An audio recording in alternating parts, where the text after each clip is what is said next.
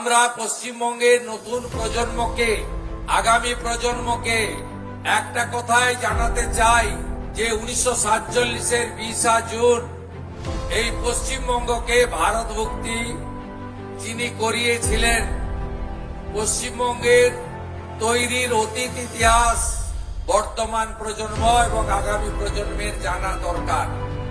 আপনারা বিশ্বাস ভরসা রাখতে পারেন এই সরকার পরিচালিত হবে ডক্টর শ্যামাপ্রসাদ মুখার্জির বিচারধারার উপরে।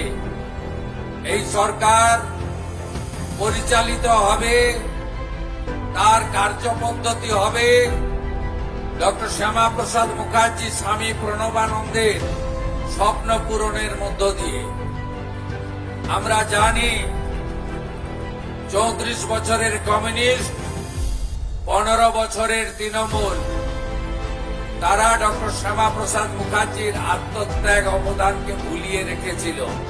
আপনারা নিশ্চিন্ত থাকতে পারেন, বিদ্যালয়গুলিতে যেভাবে প্রার্থনায় বন্দে মাতরম মন্ত্র উচ্চারিত হচ্ছে, একইভাবে ঘরে ঘরে ডক্টর শ্যামাপ্রসাদ মুখার্জি পূজিত হবে। এটাই আমাদের লক্ষ্য এবং স্বপ্ন। সবাই ভালো থাকবেন।